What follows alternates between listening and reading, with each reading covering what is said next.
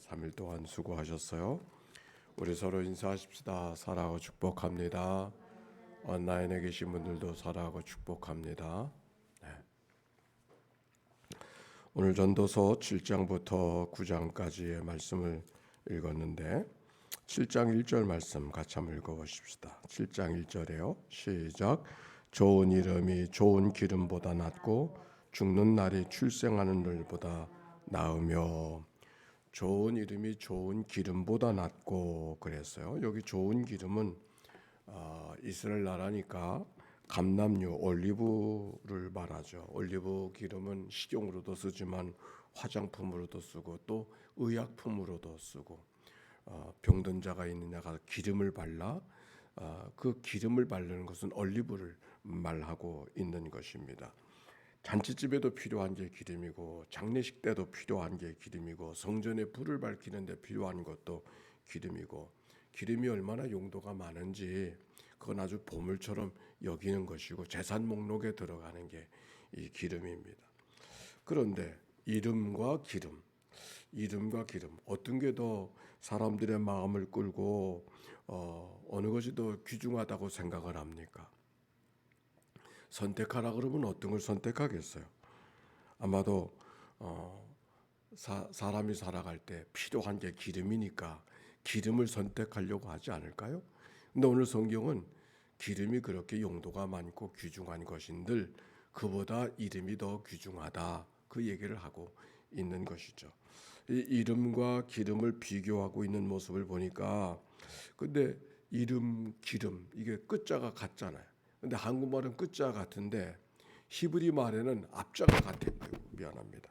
이름은 셈이고 기름은 세멘이고 그래서 이름과 기름은 뭔가 이렇게 좀 뉘앙스가 이렇게 사람에게 생각하게 하는 것이 있습니다. 그래서 이름은 쉐임, 기름 뭡니까? 쉐임과 쉐멘, 이름은 쉐임, 기름은 쉐멘. 이렇게 해서 이름이 비슷한 그것 가지고서 우리가 어떤 것을 소중하게 여기느냐고 지금 묻고 있는 것입니다. 성경 속의 이름이라고 하는 것은 특별한 의미가 있는 것이죠.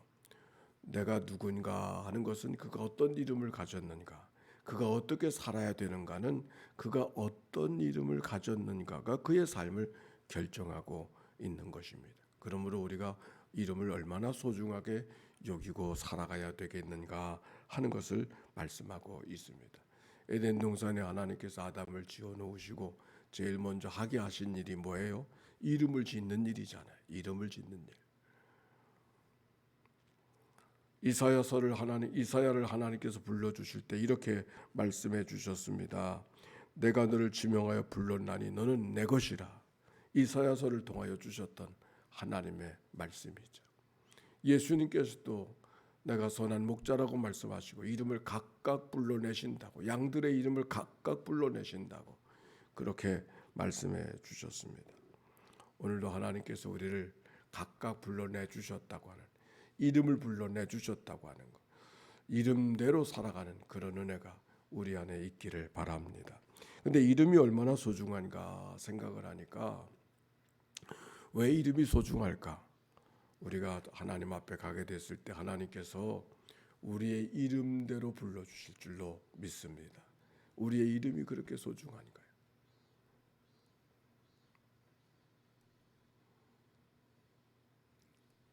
하나님께서 마지막 날 나를 조경렬 목사야, 연희교회 담임 목사야 그렇게 부르지 아니하시고 경렬아 그렇게 부르실 거예요. 여러분도 마찬가지. 우리가 하나님 앞에 이 아침에도 나온 것, 하나님이 우리 한 사람 한 사람 이름을 불러내셨다고 하는 그 믿음의 고백을 갖고 우리가 살아가야 할 것입니다. 자, 2절 말씀 보십시다. 2절 말씀 시작. 초상집에 가는 것이 잔치집에 가는 것보다 나으니 모든 사람의 끝이 이와 같이 됩니다.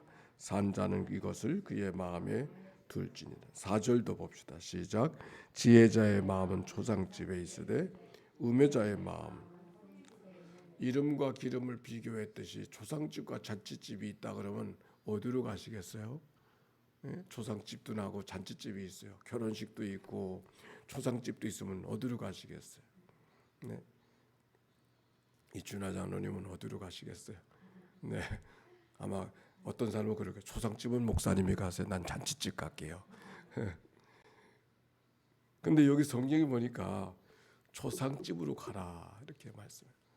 잔치집이 좋지. 거기 웃음이 있고 기쁨이 있고 음식도 배부르게 먹을 수가 있고, 물론 조상집도 음식이 있지만은 배부르게 먹는 자리가 그 자리는 아니잖아요. 그러니까 당연히 우리는 잔치집으로 가려고 할 터인데, 오늘 성경에 보니까 잔치집으로 가지 말고 초상집으로 가고, 초상집으로 가는 사람이 지혜로운 사람이라 그렇게 말씀하셨어요. 왜 초상집으로 가는 게 지혜로운 삶일까?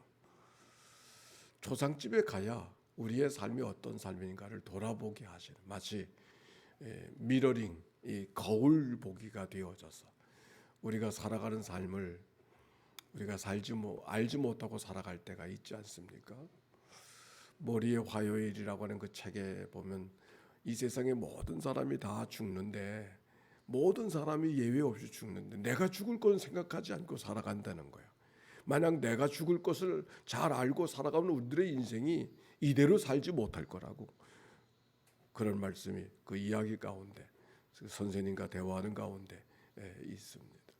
초상집은 우리에게 어떤 은혜를 주는가? 우리의 삶을 늘 돌아보게 하는, 우리의 삶의 끝이 어떻게 될 것인가를 먼저 대면하게 하는 그런 자리가 초상집이 아닙니까? 그렇기 때문에 잔치집으로 가지 말고 초상집으로 가라, 그렇게 말씀해주고 있습니다. 마지막 죽음 앞에서 우리가 어떻게 하나님을 대면할 것인가를 늘 생각하는 벽 앞에서, 하나님의 벽 앞에서. 근데 사실 초상집의 죽음만이 죽음이 아니라 우리의 살아가는 생활 속에 죽음 같은 현실이 있죠. 죽음 같은 현실. 내일을 어떻게 말할 수 없는 그런 벽 앞에 선 그런 삶의 일들, 사건들. 왜 이런 일이 내게 생겼느냐고 이렇게 묻기보다, 오늘 성경에 보니까 잔치집 가는 것보다 조상집 가라고 말씀해 주셨고, 그게 지혜로운 일이니까, 아하, 하나님이 나를 지혜롭게 살게 하시려고 조상집 가게 하시는구나. 하나님이 나를 지혜롭게 하시려고 나를 벽 앞에 서게 하시는구나 하는 마음을 갖고 살아가는 것이 하나님이 원하시는 것이고, 우리가 지혜로운 삶인 것을 이 말씀을 통하여 찾아봅니다. 자, 5절 말씀 또 봅시다. 5절 말씀 다 같이 읽어볼까요? 시작. 지혜로운 사람의 책망을 듣는 것이 우매한 자들의 노래를 듣는 것보다.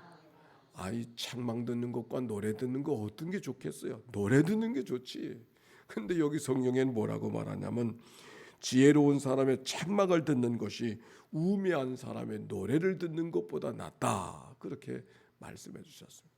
이름과 기름, 조상집과 잔치집, 책망과 노래 잘 비교하면서, 책망하는 것은 듣는 사람이 부담이 되어지고 마음에 그렇게 기쁘고 유쾌한 것이 아니죠. 그러나 책망하는 것은 속은 안 좋지만 소리는 정직한 소리죠. 들어야 될 말이죠. 그리 하나님께서 주시는 말씀이, 지혜로운 사람의 책망을 듣는 것이 우매한 사람의 노래를 듣는 것보다 낫다. 우매한 자들의 울음소리는 솔밑에서 가시나무가 타는 소리가 같으니 그것도 헛되도다. 우매한 자의 노래소리를 듣는 것은 솔밭에 가시나무가 타는 소리 같다.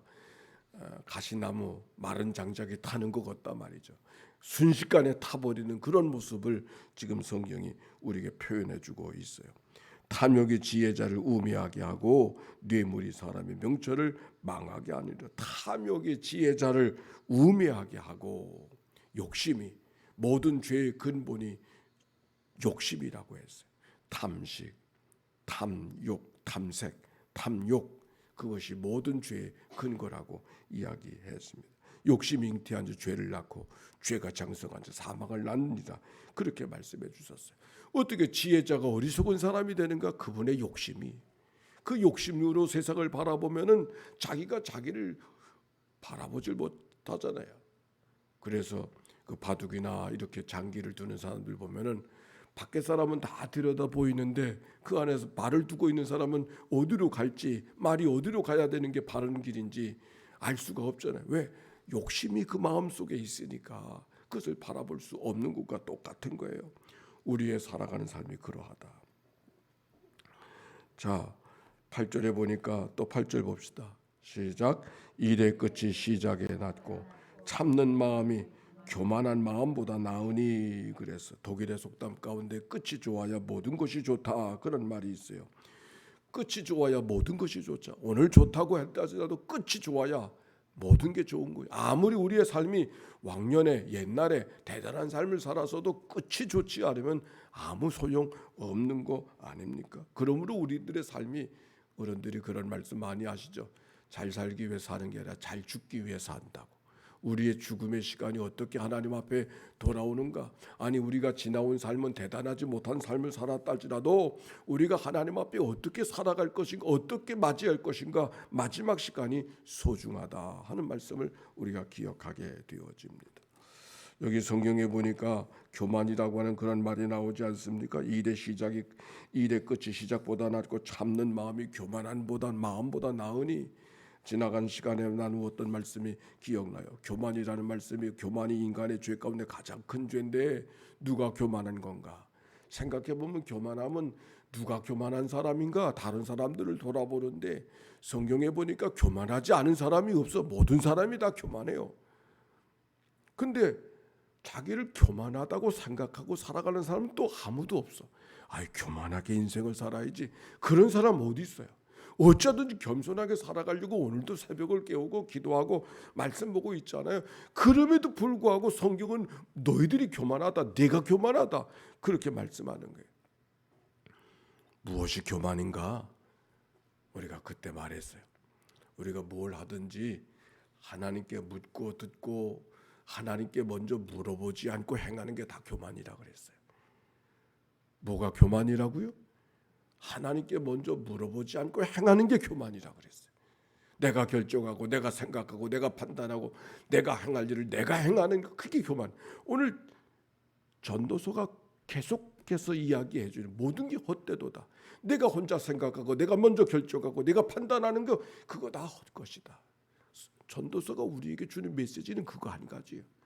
하나님이 다스리시는 세상이니까 하나님을 경외하고 살아가라, 그런 말씀인 것이죠.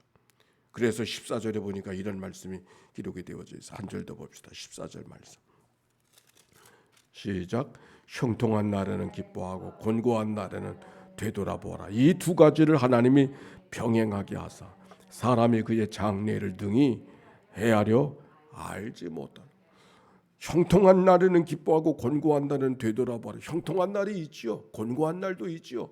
형통한 날은 우리에게 오기를 원하지 않습니까? 곤고한 날이 우리가 오는 건 싫어한단 말이에요.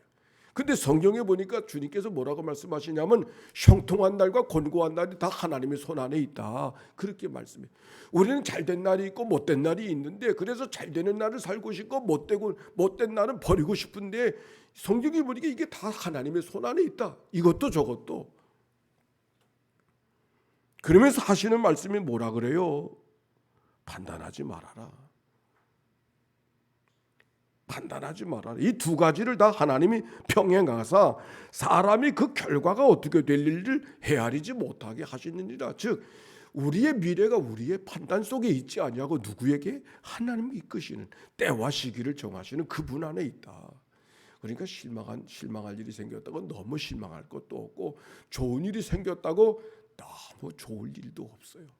여기 성경에 오늘 말씀을 읽은 대로 해 아래에서 빠른 경주작으로 선착하는 것이 아니며 용사들이라고 전쟁에 승리하는 것이 아니다. 누구 손 안에 있다? 하나님의 손 안에 있다. 자, 오늘 말씀은 여기까지.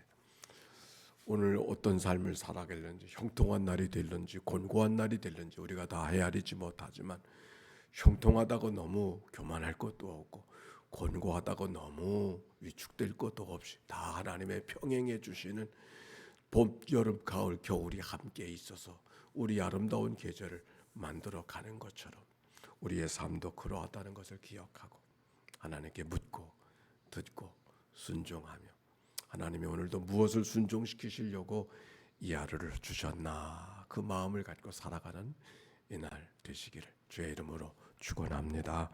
기도합시다. 예수의 기도입니다. 함께 기도합니다. 하나님의 아들 우리 주 예수 그리스도여, 이 죄인을 불쌍히 여기소서. 하나님의 아들 우리 주 예수 그리스도여, 오늘도 새벽 기도자로 아침을 깨운 자들을 주님 앞에 올려드리오니 주여 저들을 긍휼히 여겨 주소서. 하나님의 아들 우리 주 예수 그리스도여, 우울한 마음으로 이 아침을 맞이하는 식구들이 있습니까? 저들을 주님 앞에 올려드리오니 주여 저들을 긍휼히 여겨 주옵소서. 하나님의 아들 우리 주 예수 그리스도여, 오늘 수요 기도회를 주님 앞에 올려드리오니 주여 저들을 긍휼히 여겨 주옵소서. 하나님의 아들 우리 주 예수 그리스도여, 천번의 제사를 만들어가는 종들을 주님 앞에 올려드리오니 주여 저들을 긍휼히 여겨 주소서. 하나님의 아들 우리 주 예수 그리스도여, 이 땅에 살아가는 주의 백성들, 오늘도 하나님 앞에 나와 말씀대로 살기를 작정하고 그 말씀대로 살아가려고 애를 쓰며 기도하는 주의 종들을 주님 앞에 올려드리오니 주여 저들을 긍휼히 여겨주사 하나님의 사람으로, 하나님의 백성으로, 그리스도의 참된 그리스도인으로 오늘을 살아가는 주의 종들 되게 하옵소서. 하나님 감사합니다. 찬양합니다. 영광받아 주옵소서. 하나님 감사합니다. 수요일 아침입니다. 첫 시간을 주님 앞에 드린 것처럼 모든 것을 시작할 때마다 먼저 묻고 듣고 순종하며 살아가는 이 날 되게 하옵소서. 그래서 때마다 일마다 도우시는 하나님의 은총을 경험하는 이 날 되게 하옵소서. 드려진 예물을 축복해 주시고 요 영혼에서 평상에서 이 아침을 맞이하는 모든 식구들에게 치료하는 손길로 저들의 환부 한초를 어루만져 주옵소서. 예수님의 이름으로 기도하옵나이다. 아멘. 이제는 성부 성자 성령 삼일체 하나님의 크신 은혜와 사랑과 역사가 이제와 같이 영원히 함께해 주시기를 축원하옵나이다. 아멘.